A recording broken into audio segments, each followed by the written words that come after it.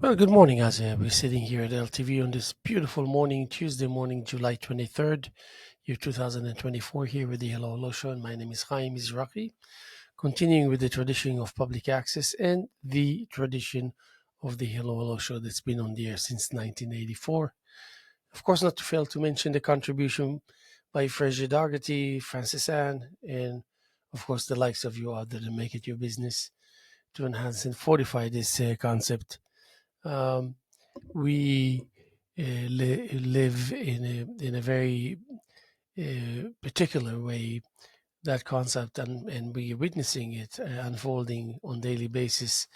The producers, the people that engage, and of course that could be you, because that's the nature of the public access, is that it's open and it's like access in the hands of the public. So not only that we're expecting you to do it, we're encouraging you highly and greatly to come and become a part of the concept. So I thought to myself, in the face of uh, that effort that becomes a habit, we find ourselves, um, how should I say, maybe privileged uh, to to see this level of engagement that becomes quickly enough a um, a consistent aspect of not only our wishes to engage, but also our ability to come up with results. And coming up with results means, I've been doing this particular show for 27 years. I've been here with this station for about 38, 37, 38 years. So I mean, then it's almost 6,000 shows and interviews later. I cannot even begin to think about this number. It's a huge number, and it's also a testimony to the um, that which turns this whole experience into something predictable. And when I say predictable, is what you is expected of you, so to speak, because you set the standards yourself. So you have to kind of live up to it, and be and devotion. Being commitment and devotion, and it's just like one feeds on the other. I did have a few. Lucky for me that I found my glasses. That's a good thing, I think. And wow, even a napkin here to clean my glasses. That's fantastic. So I'm getting ready to hang the prints. It's a printaganza. Dan Weldon has his own wonderful, unique project with prints and artists that participated, and it's all fundraising for LTV, and so I took it upon myself to curate the show, and we're going to start hanging tomorrow. So I'm excited. And starting the first week of August, we're going to have Victor Kerpel, Fanny Lin, and maybe we'll even be fortunate enough to have Adam Umbach join. So it's going to be three artists throughout the month of August and through Labor Day weekend. And then just another explosive, wonderful show for the month of September with five artists. And we're continuing. And we like to see it unfolding. I do have, it's, the a chain of, I don't know if I should say chain of events. It's in more ways than one, it becomes to be, um, what is it here? I was just looking at something that, um, yes, so it's just 100. It's nice to be able to, uh, so there is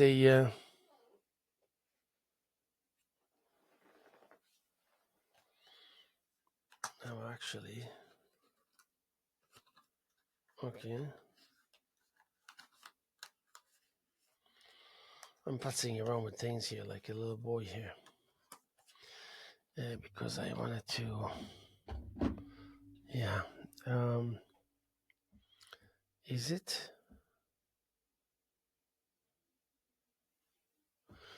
So, and maybe I should do this just to make sure that everything is working. This gives me the indication that the sound is good and that we're good to go. So I'll do this. Yeah, I think we're in business. This actually looks good.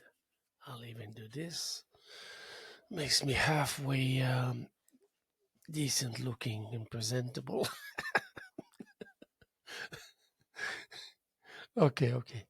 Um, um, uh, it's interesting that you can actually find a very alternative way to express your reservations and thoughts about everything, about life, about your demeanor, about your who you are as a person.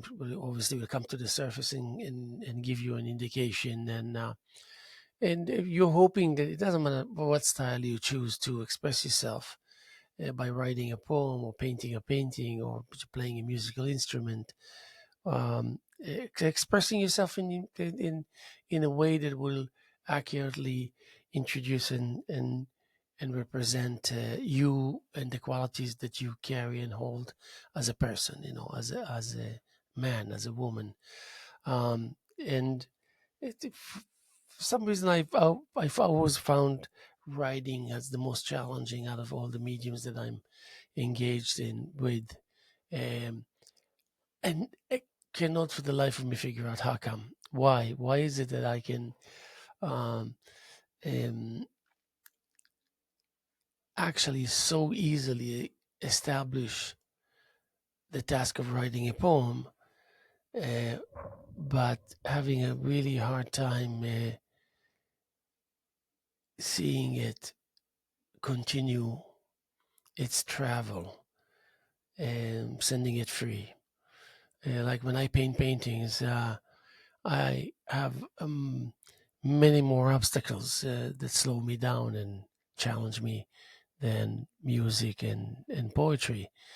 But once it's accomplished, it sends itself forward on its own behalf to be a part of those who want to engage in viewing and reviewing and enjoying and whatnot. So, on one hand, I can tell you that I had about almost close to 100 solo exhibitions of paintings and maybe only two poetry books out of the material that I have that maybe is enough to write 100 books. Something is there. Some people don't think that it's so crucial to need to think about all the details of that which we are engaged emotionally and spiritually with, because it's just not going to add anything into the equation of gathering knowledge or becoming wiser or more capable, more of a technician, more of a spiritual guide or whatever it is. Um, they believe that what they see and how they experience it while it's happening is good enough of an indication of what's going on or not going on, and then they have all the information and the material enough for them to make decisions as they go along. And there's another group that wants to do exactly the same as I described now, but they add to it just the attention to details. But those details can really drive you crazy, slow you down, and sometimes you yourself will ask yourself, what am I doing wasting time? Because once it's happening and because for the most part it's over the top, then it will get you thinking. And then, when you get to think this way, you get to find yourself sorting through the doubts that otherwise wouldn't even be an issue, wouldn't be an item on the surface to begin with. But sometimes when I have my point of reference, which happens to be things that come from within me. It's not like I have to borrow it. I mean, there's nothing wrong in borrowing, which I do sometimes. common sense from another entity that I like, that appeals to me, then therefore I will definitely. Uh, but it's saying, um, uh, mm, when you take choice, the words choice and purpose and elements, uh, probabilities, um, cosmic tapestry, advancement, causes, enforcement, and preference. So there's certain words that will do something to you, and another that won't do much, and certain words that you really love, and therefore you tend to use them whether you need it or not. You just love these words and make the sentences that you happen to love, and that which resembles, that which belongs, that which shows a friendly face, that which is patient enough to serve you right because it wants to acknowledge its appreciation of your not only decent attempt but constant. Um, you make the world uh, become certain of what it is that it can expect from you. What to be expected is really what is that which will be delivered. So it's a good feeling to know that you will be, you will have these things that you need so much while you're in the process of engagement creatively, when you need it, that it will be there. It will be there not because it happens to be there. It will be there because the thing itself will be there out of knowledge that it's a good idea to cater to your needs. Because if you're the supposedly the master of that goodwill to engage constantly, regardless, period, then of course Mother Nature will yield and chip in and may make a few things available to you. Very tiny things, though the implications of having that and having that little push and help makes a huge difference. I mean, not a big, huge. So we're going from one like the in one hand there's a potential for calamity, and in poetry you can forgive yourself with using words like calamity, which is not a lightweight word, not a word that describes anything positive or good. After calamity you dread what's going to come. What is the sentence after that? But sometimes a calamity will be something like, even like a joke, almost like saying this, like I attempted, I said I went out of my zone of comfort, and the canvas was there, everything was ready, and I engaged, and it was a calamity. I mean, kind of like it's like it was a mess. It was like, or when you use the word execution, in the world of art, you execute, but then of course, who wants to think about executions? But there is a way to forgive yourself while you're actually doing it. Not forgive yourself for doing it and never do it again, but forgive yourself while you're doing it, and continue to forgive yourself while you're doing, because you're going to continue to use it. So if we want to think about people becoming poets, if it was in my hands, it's like I will give a crash course to every friggin' child and young adult and adult, especially those who go through the educational system. Man, you need to write poetry. I will not say you need to be able to write poetry. Maybe I will say it only once, because if you don't know, because you think what you think on the basis of what you were fed all your life, directly or indirectly, from this direction or that direction, from there or from here. But it's a matter of fact. Now it's becoming almost like a semi dent stamp that you carry with you as almost a permanent aspect, fraction, ingredient of what makes your personality, on what makes your personality a personality. So for me, it will be a crash course that tells you, listen, you need to be able to write poetry. In order for that to happen, you need to believe that you can, because we're going to show you the way. And when we're going to show you the way, it's going to be only once, because we won't need more than once to tell you.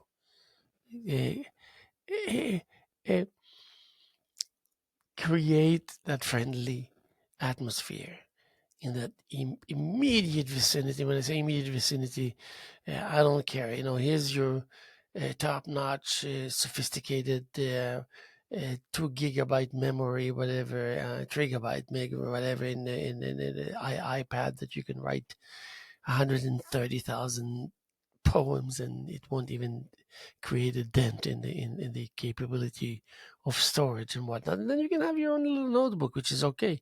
Because even if you use your notebook, the notebook will eventually find its way with its contents onto the iPad, and the iPad onto the hard drive, and the digital and whatnot.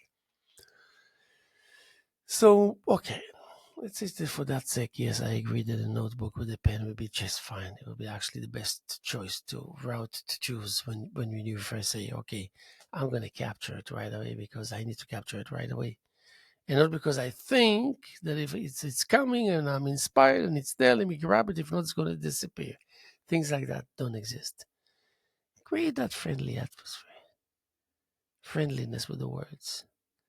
You will get that reaction immediately. As far as the power there out there is aware of your desires, of your attempt, of your engagement, of your successes, of your failures, of your strength, of your weakness.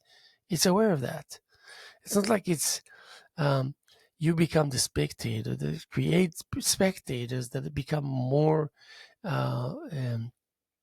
determined you are and consistent in terms of carrying on with the task. Well, maybe it's because they did not serve as spectators as for as long as you were. Maybe they were in their fifth year and you already did about 43 years of non-stop observations. So whether it's executions or calamity or, you know, poetry forgives you, and by doing so, it allows the word to reside and rest where they are, because you're the poet, you place them there, and it it tries as hard as it can to find that which they conceive as strange, to find it as a viable guideline and point of reference. Now, that's what I call, you put it to the test, and that's what I call a deal breaker. But it's not, it's actually the opposite of a deal breaker. That's why I say deal breaker, because it will be that which will build that deal to make it permanent and to make it a matter of fact, and to make it so much so that in the future these deals are going to be uh, realized even without your presence, because you already did the most vital, important aspect of it, thing of it, and now you're just too busy creating. That's okay. So this is one of the things that will be done on your behalf, and therefore the results of that and the due to that, of course, you will have enough material in abundance to serve, to help you serve your cause of creation, because we know that you create all the time, all the time. So when you say to yourself, I want to um, uh, to brandish a song, I want to cater to that which did not happen yet, but is a certainty that will, and I will brandish a song, and and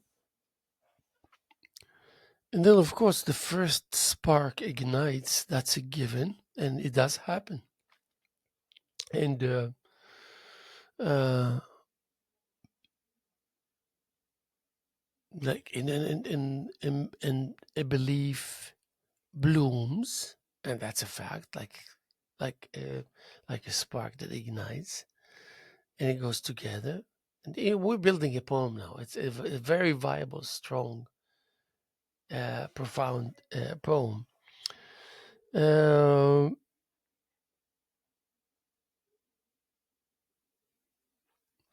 and having as a third application resolutions. It's resolute, and you don't quite really know how to use it because you understand the word. You want to use the word because it gives so much indication on what is really taking place at that particular stage of the poem. Resolute, resolution. How is it going to? Um, uh, it's like adorned, adorned, adorned. So you want to do it yourself. This is again, you have nothing. You have nothing to lose from these engagements. That means if you were, the most that can happen when you're alone and you try to create and to experiment and to test and to weigh the um alternatives, you realize that you have it within you to be quite good at it. So now you want to see the relationship between words. You want to feel to get to a point where you're feeling really strange and kind of weird. But then you realize you're alone. You realize no one is observing you, watching you. No one is judging you. No voices, no such, no nothing. It's you, yourself, and you. It's okay. It's acceptable. It's comfortable. It's powerful. It's ongoing, and it looks promising. I mean, what more do you want? So here are the words we want to tell ourselves of the options that happens to be unlimited when it comes to the language. Uh, it's like aligns. Again, you want to consider all these as they're dispersed, as they're as far away as possible from being considered as a poem. But once you kind of consider them, they're already finding themselves on the sheet.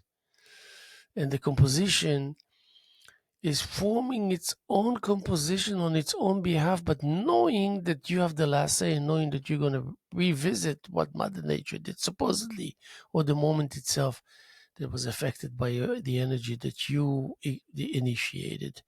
But it knows that you get the last words, and most probably this whole thing will be different. But by the time you'll be done with it, but it's all the same because it feeds from the same source, and that source, don't forget. I mean, you can't. How can you forget? You're responsible for its creation, for the creation of the source that you so much need to use. And then you realize you don't want to think about it too much because you can't still understand it. How can you create all that which the source consists of, and then be so needy of it to use it? You know what I mean? It's not like you're creating it and using it as you create it. You're creating it and using it later. It's like you're creating storages of information and ingredients and details and information. Um, for so many creations that will come that did not take place yet. They reside in the future. And uh, so predictions, as it would be a nice word. It's like you're boxing it. You're boxing predictions.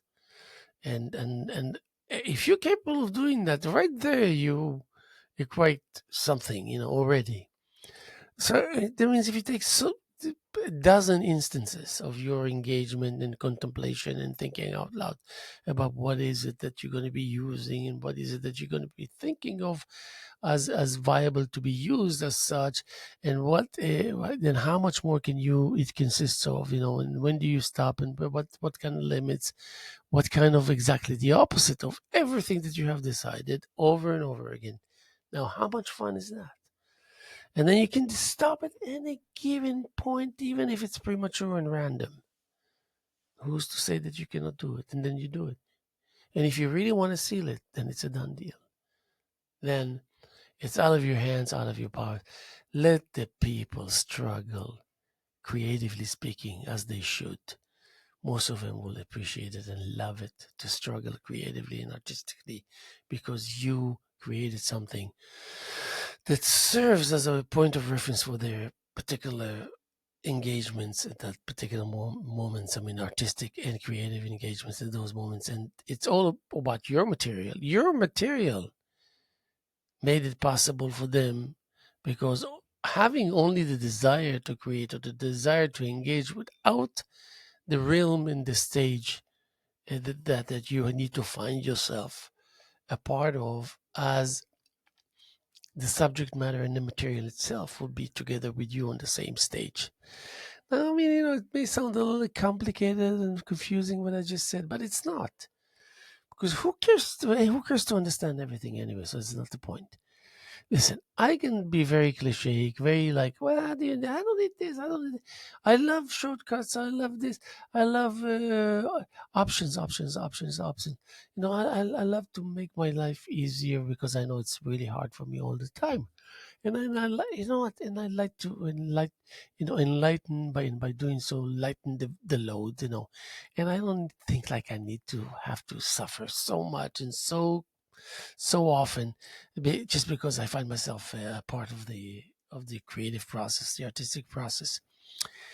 And then so all of that, I can say all of that and show all that to you. But you know what? When you come to that one person exhibition of paintings that happen to be 30, 50, whatever, lots of paintings, lots of them, and then you go in, the last thing that will come to your mind, and I'm not talking just because I'm a great artist, because when you come into my exhibition, in my case, you will see a full body of work.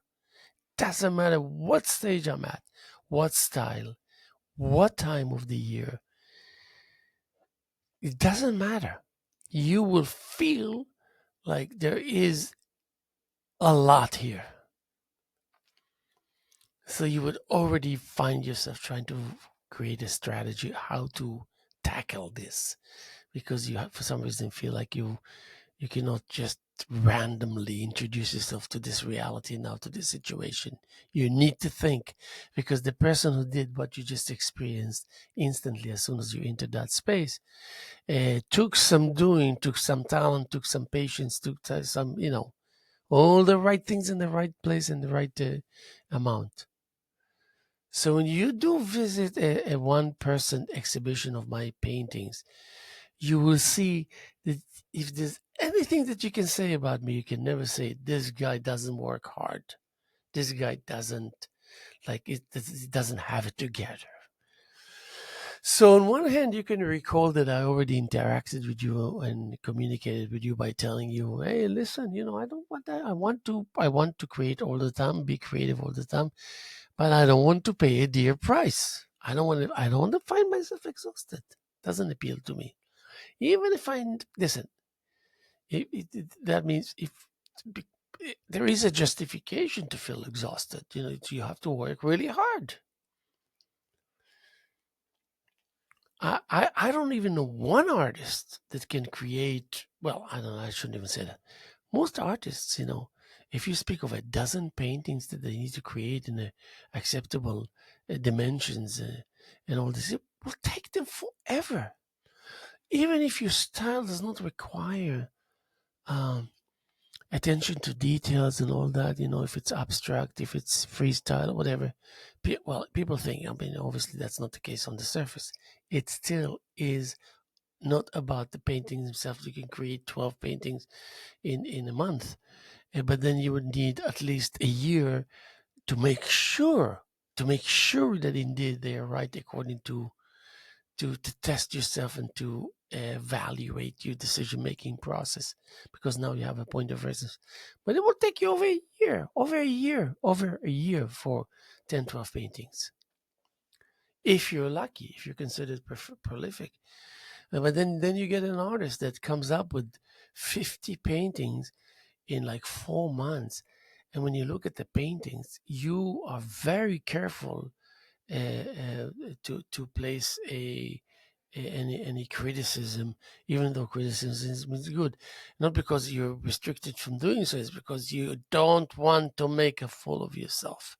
because the work that you see, the exhibition that you see, is not a result of some loser who had nothing better to do and then found himself or herself in the studio and created that. That's not. It's no. That's not. That's what. That's where we want to be when it comes to poetry. The same.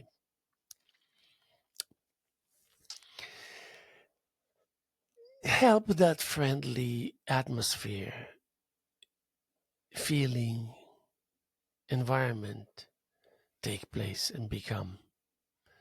And that's all you got to do, because then the rest is comes natural to you. The desire to create, the style, the capabilities, the attitude, the experience, and your past history, your ongoingness vis-a-vis the present and the aspirations for the future. That's who you are, and that's who you know that you are for sure, as a fact.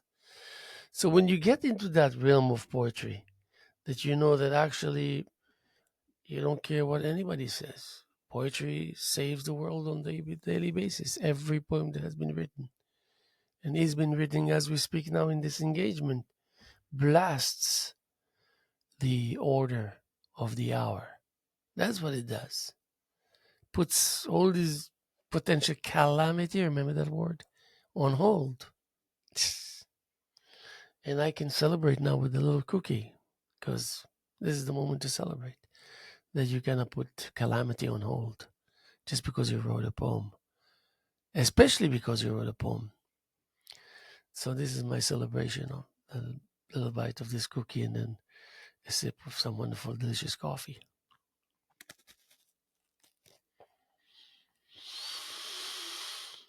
Mm. Mm-hmm.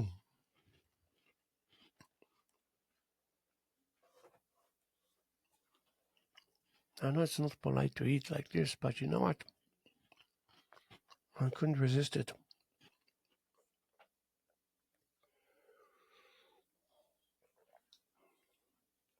You know, the blasting the order of the hours. And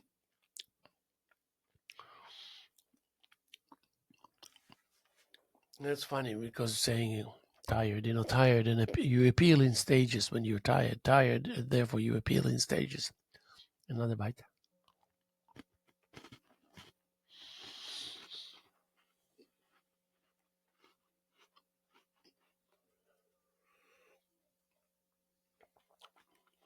Hmm.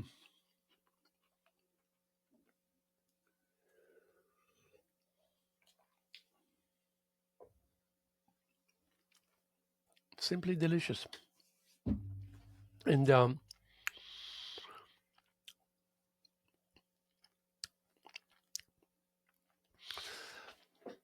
it's interesting. Your capability will travel singularly. I don't know if I'm saying it right, but um, long before you form your kind of style and atmosphere and character and personality, your capability already carries that identity. And all you have to do, if you're smart or if you're lucky enough to find out, is to really follow that capability and the characteristics that hold it together and adapt from it.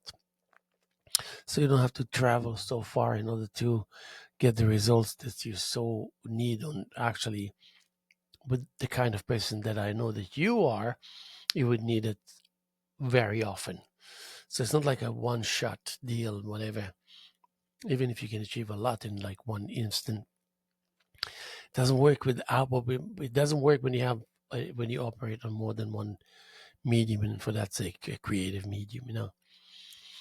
So the capability to travel singularly in that sense, as after you blast the order of the hour, um, um, and the dialogue creates a sense of relief in the midst of growth.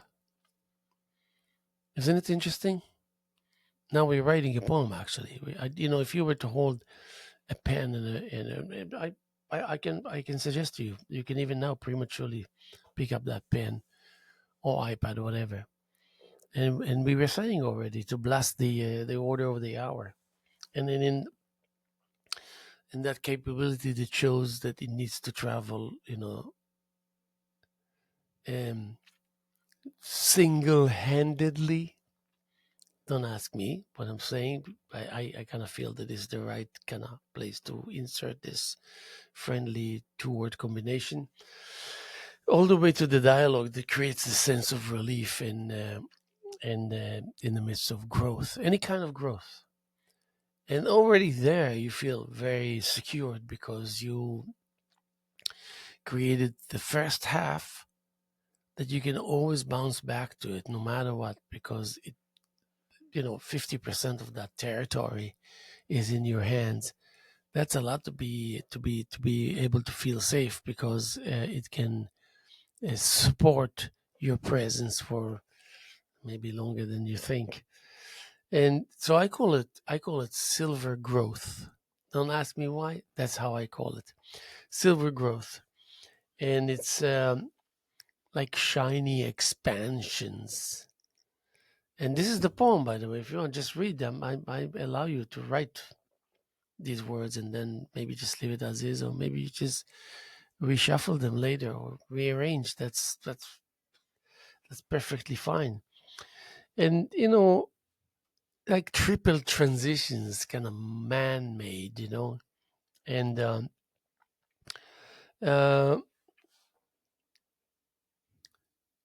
and fleeing as a part of a survival plan. Yes, just like in martial arts. I did martial arts for many years, and my sensei always taught me the art of fleeing. And you find yourself in a situation, maybe you can hand in yourself because you know martial arts and you stand a good chance to defend yourself. But who needs it if you can find a way to flee?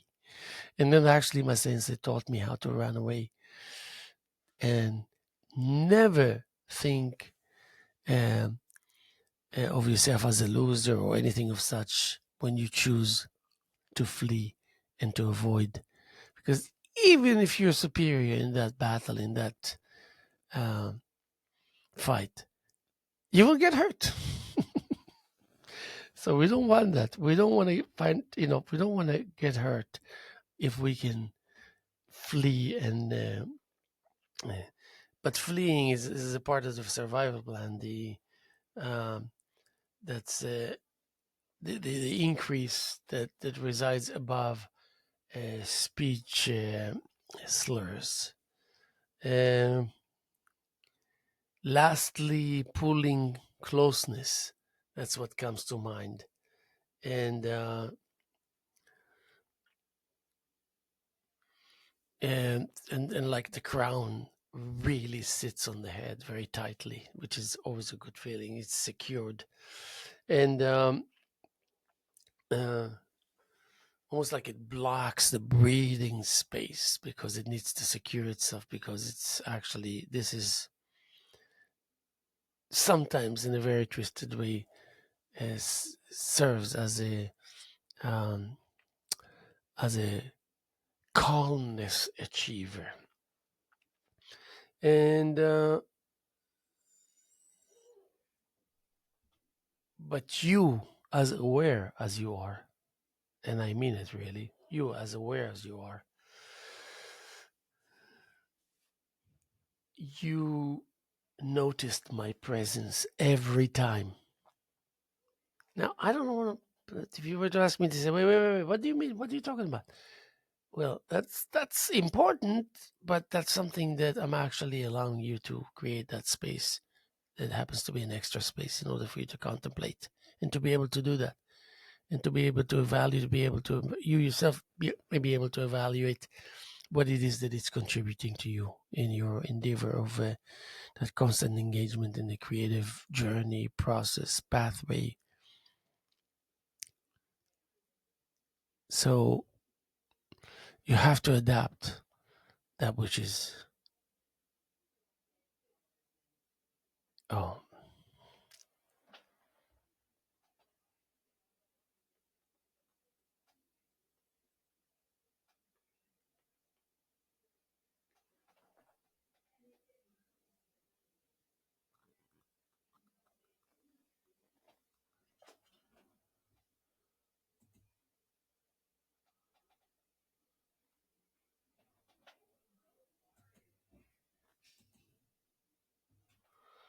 I guess it's continuing, yes. Um, Let me see.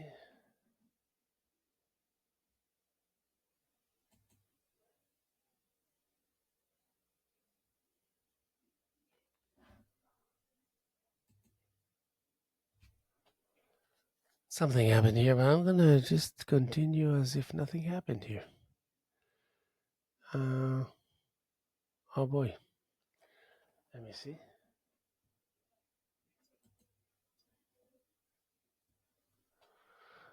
Yeah. So yeah.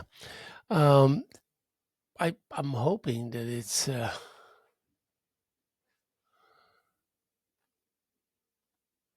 yes, I'm hoping that it's continuing to record. And just to mention that it is Tuesday morning, July 23rd, year 2024, here with the Hello Hello Show. My name is Haim Mizrahi, and we, of course, continuing with the tradition of public access and whatnot. So, this is actually something that we want to mention. And where was I? I was like in the. I just wanted to make sure that indeed we are. Indeed we are. Yeah, it is. That's good. And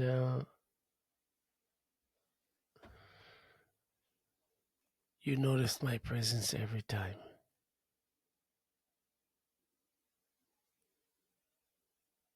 And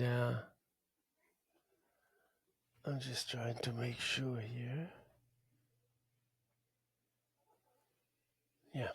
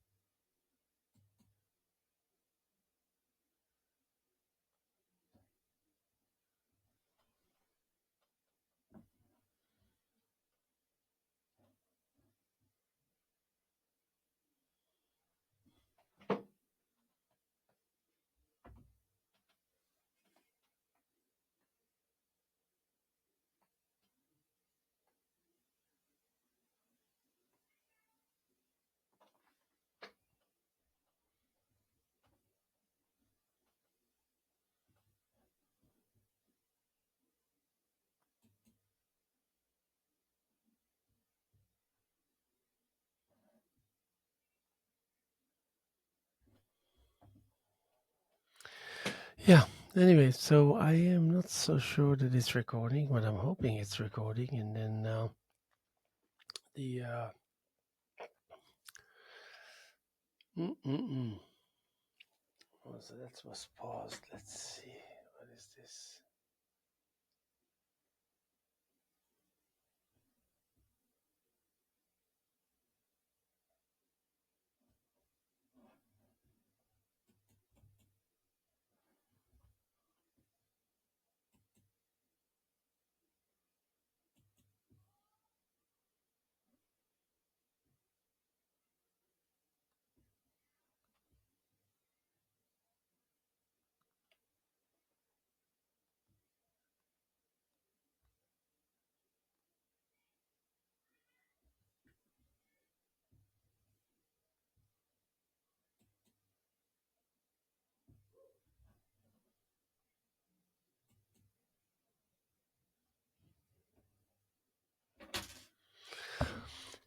Okay. Anyway, I will continue until yeah another 10 minutes, and then if it's recording, it's recording. But then I don't have a way of stopping it because everything disappeared here from my screen. Oh my god!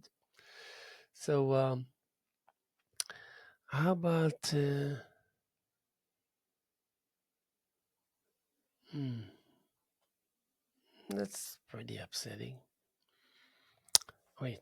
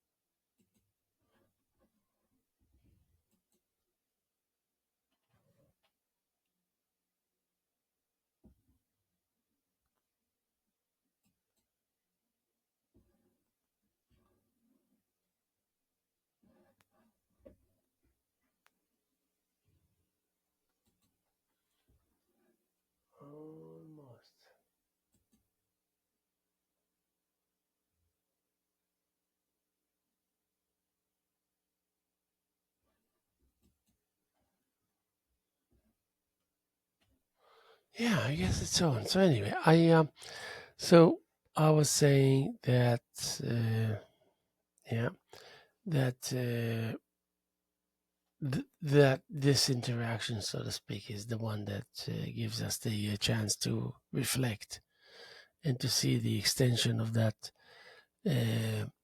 um, uh,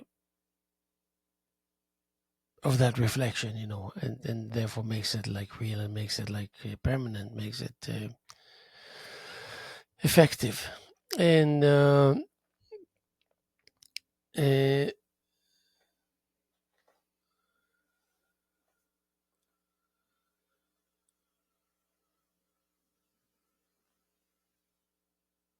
yeah. So all the things that are kind of ready to be deciphered, because that's their role. Their role is to kind of uh, add to the level of sophistication by keeping itself hidden from that if you wanna find it, whatever it is, the way you understand it, you need to slave a little bit before you get anything. Period. So uh, then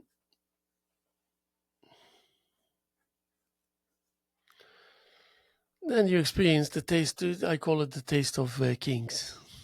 Uh, that because it's just the rich source.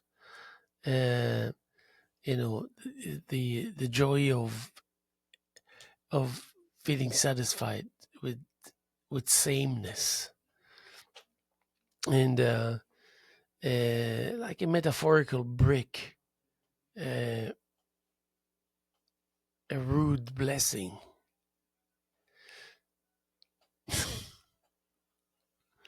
And let me just see what's going on here. Allow me.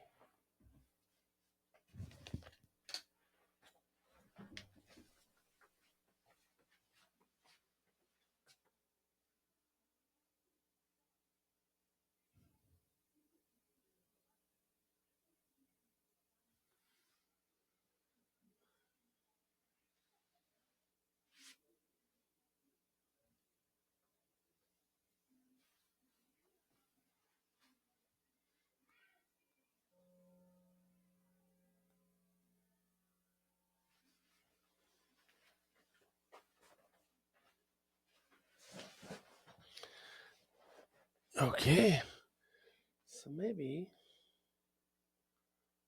I will.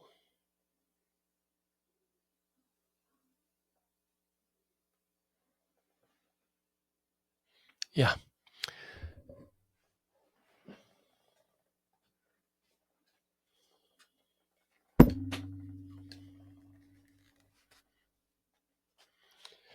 Um,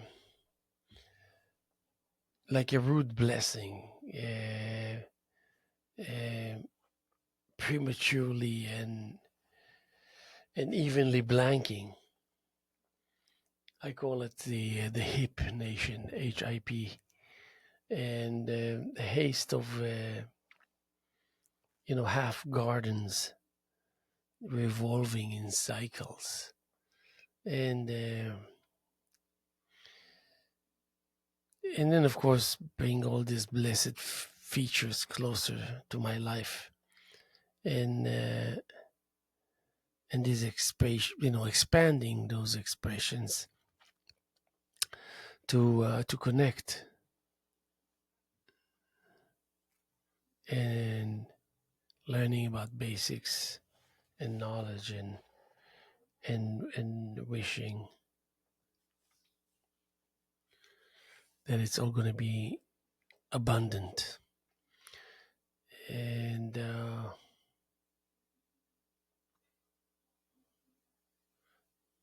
yeah, I'm calling it the rough breath. And then again, you see, the poem will allow you to create itself. That's nothing's going to stand in your way of compassion and melody and straightforwardly in any kind of version, lyrics, and and then you steal time, but it's okay to use steal because I mean, you steal time from yourself. That's the time that you own to begin with. It's just that you want to be more in control of it and to decide where it's going to go, if and when. And so when you start, when you manage to create lyrics, and when you realize that you can do that, you're really getting somewhere. And you start an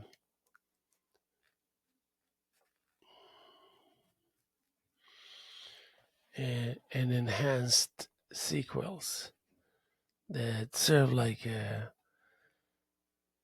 raindrops calling, like magic.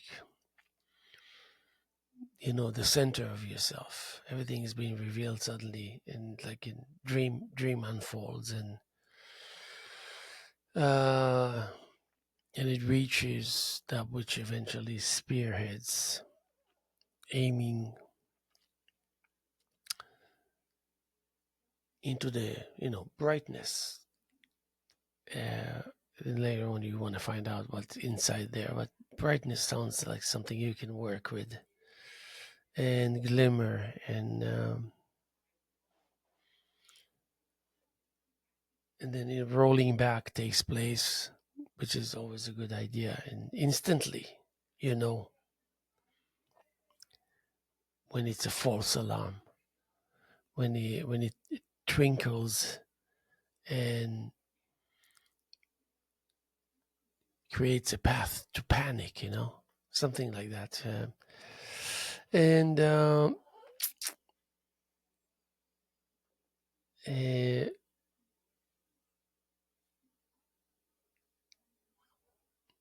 but thank God that you knew better.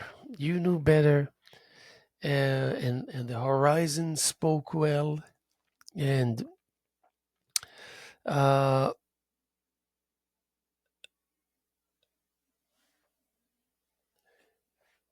over that which will be hence, therefore, coming from defense, like an appearance of evil, something like that. I'm just gonna penetrating the root to strategize. Like something like blink, blink, vaporizing. And and after all, sing along, and um, you know the singing to the hallow of glamour. And this time it's yours. This glamour is yours. And grassroots, they shoot. A mind over matter story. How do you like that? A mind over matter story. So,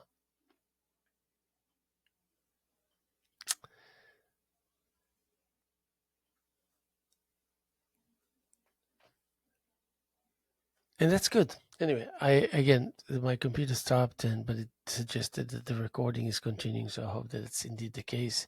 Thanks for your patience. Tuesday morning, July 23rd, year 2024, here with the Hello Hello Show. My name is Haim Mizrahi.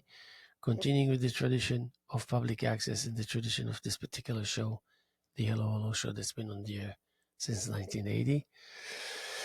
And we're going to be here tomorrow as much as we were here yesterday, and again as much as we are here this morning, July 23rd, Tuesday morning. And my name is Haim Mizrahi. God bless, and we'll see you soon. Let's hope I can find out that indeed the recording worked. Thank you. Thank you.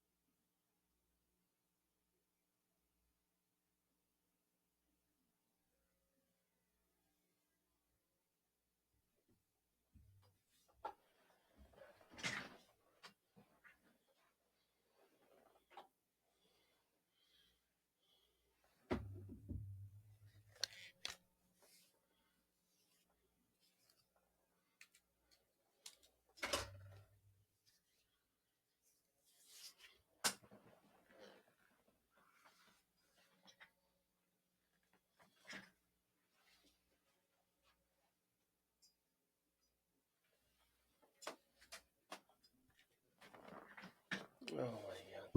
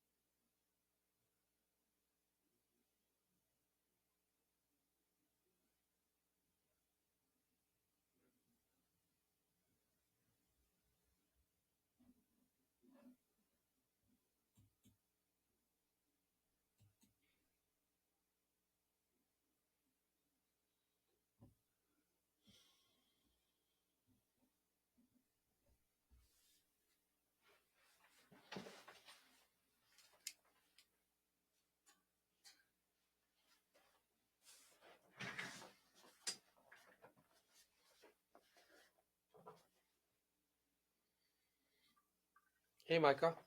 Good morning, Haim. How are you? Good, good. Yourself? All right. What's up? I was wondering, are you going to be going anytime soon to Michael's? Michael's. Yeah. As a matter of fact, yes.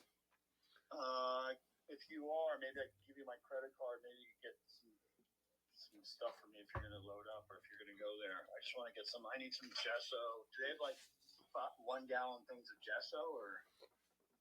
You know what? I tell you the truth. I stopped using gesso about 10 years ago. What do you use? Well, because I conditioned the canvases with primers. What do you when you use? Well, I made up like 40 or maybe 30, like maybe I framed out maybe three. It's like half-inch plywood or quarter-inch plywood, finished plywood, and then I framed it out so it won't warp.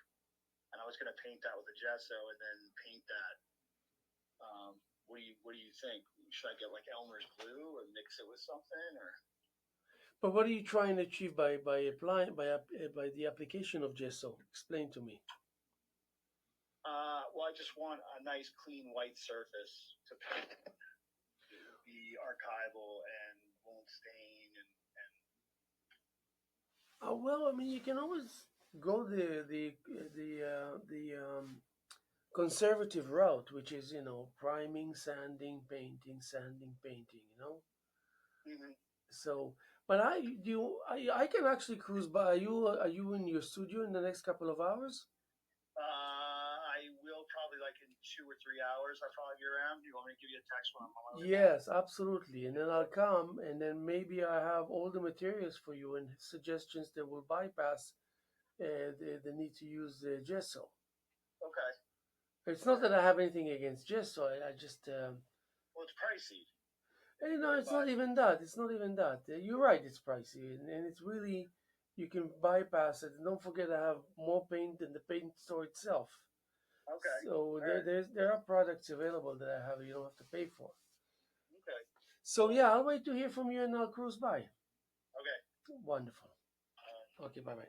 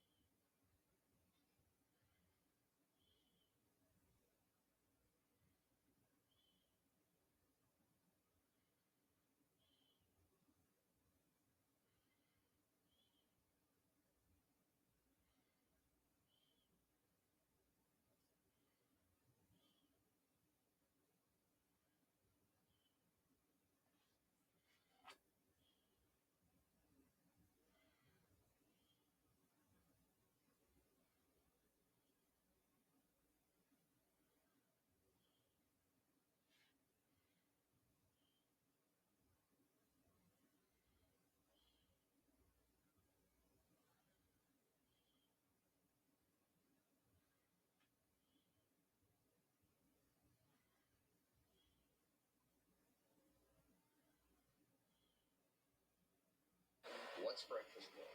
One, everyone's invited, especially you. Two, there's no agenda. Three, we do it because it's fun. Network and business benefits are incidental. That's basically it. That's breakfast club.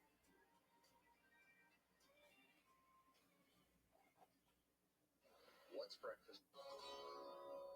You say why America is the greatest country in the world? Diversity and opportunity. Freedom and freedom. It's not the greatest country in the world, Professor. That's my answer. And with a straight face, you're going to tell students that America is so star-spangled awesome that we're the only ones in the world who have freedom. Canada has freedom. Japan has freedom. The UK, France, Italy, Germany, Spain, Australia, Belgium has freedom. So 207 sovereign states in the world, like 180 of them have freedom. All right, and yeah, you, sorority girl, just in case you accidentally wander into the Bologna booth one day, there's some things you should know. One of them is there's absolutely no evidence to support the statement that we're the greatest country in the world. We're 7th in literacy, 27th in math, 22nd in science, 49th in life expectancy, 178th in infant mortality, 3rd in median household income, number 4 in labor force, and number 4 in exports. We lead the world in only 3 categories: number of incarcerated citizens per capita, number of adults who believe angels are real, and defense spending, where we spend more than the next 26 countries combined, 25 of whom are allies. Now, none of this is the fault of a 20-year-old college student, but you nonetheless are, without a doubt, a member of the worst generation ever. So when you ask what makes us the greatest country in the world, I don't know what the fuck you're talking about. You say why America is the greatest country in the world?